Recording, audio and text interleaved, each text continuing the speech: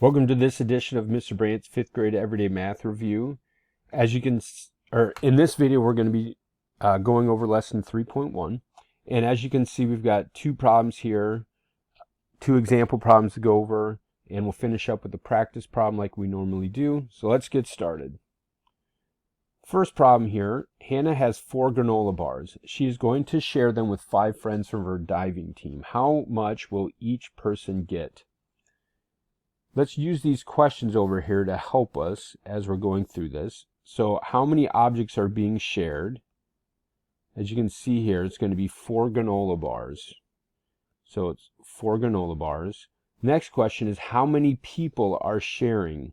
How many people are sharing? Well, we've got the 5 friends, but we also have Hannah. So we can't forget to include her in the group. So that is 6. So let's go ahead and draw a picture here. So for the objects being shared, there's 4 of them. And I'm doing my best to make them all the same size. Not doing the greatest. So there's our 4 objects. Each object then needs to be divided into 6 pieces. That gives me 6 pieces. That gives me 6 pieces. 6 pieces and 6 pieces. Now I'm going to go ahead and label each piece. So Hannah gets a piece. Then after Hannah gets a piece from each one, we're going to give a piece to every other person. So we're going to have a friend A, friend B,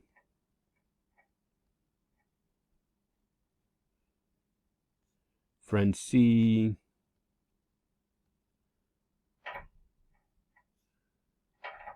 friend D.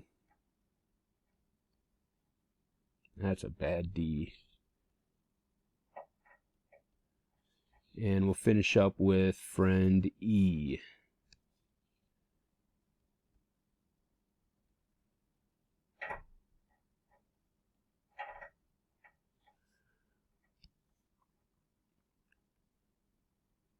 So if we use Hannah as an example, Hannah gets 4 pieces. Now we have to check to see how many pieces are in the whole thing. And to do that, we're just going to count. So there's 1, 2, 3, 4, 5, 6 pieces in the whole thing. So that means that each piece is worth 1/6. So if Hannah gets 4 pieces, she gets 1/6 plus 1/6 plus 1/6 plus 1/6. So that's going to equal 4/6. So for the question, what is each person's fair share? They get 4/6. And you can see those two numbers come from our 2 questions up here. Okay, let's move on to the next one. This one I'm going to go a little bit quicker and not include all of this extra information. For our second problem, Alyssa has 2 Oreo cookies. She is with 4 friends and wants each person to get a fair share. How much should each person get? Let's go through our questions again. First one, how many objects are being shared? Well, we can see that there are, that's not a good color. There are 2 Oreo cookies being shared. So 2 objects are being shared. How many people are sharing? Well, she's with 4 friends plus, or including Alyssa. So that's going to be 5 people.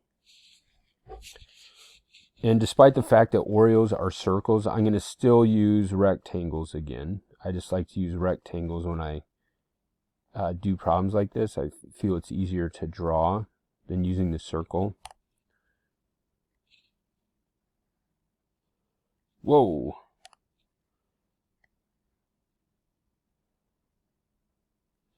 And we're going to divide each of those into 5 pieces. 1, 2, 3. So that gives me a 1, 2, 3, 4, 5 pieces. One thing to remember, if you're making 5 sections, you're going to make 4 lines when we're doing rectangles. So making 4 lines is going to give you the 5 sections. Now I could go through and label each piece for each person, but I'm not going to do that for this one. I'm just going to use Alyssa. So Alyssa gets 1 piece from each amount, and we know that each section has, or each Oreo is going to be broken into 5 sections. Alyssa gets 2 of those sections, and each of those sections is 1/5. So if she gets 1/5 plus 1/5, that's going to equal 2/5. Again, the object's being shared 2. She gets 2. How many people are sharing 5? The denominator is 5. Remember that once you figure this out, that can help you figure out the person's fair share. So what's each person's fair share? Well, each person is going to get 2/5. The practice section for HomeLink 3.1 is dealing with multiplication. There's a 4-digit by a 3-digit, and there's a 3-digit by a 2-digit. And I'm going to go ahead and do the 3-digit by a 2-digit example.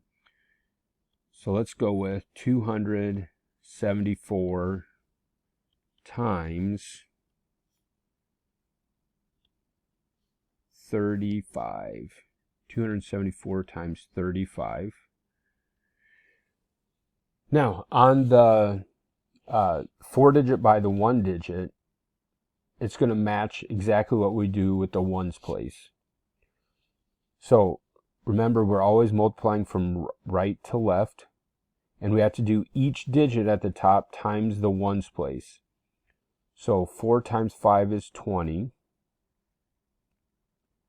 7 times 5 is 35 plus 2 is 37. 2 times 5 is 10 plus 3 is 13. Now we're done with the ones place, and we're going to move on to the tens place. So with the tens place, we're going to put our 0 down to show that we're multiplying by the tens place. And same thing, we're going to go from right to left in each digit times the tens place. So 4 times 3 is 12. 7 times 3 is 21, plus 1 is 22. 2 times 3 is 6, plus 2 is 8. And we're going to add that together. So 7 plus 2 is 9. 3 plus 2 is 5, and 1 plus 8 is 9. So we get 9,590. Hope this video was a help to you, and we'll see you next time.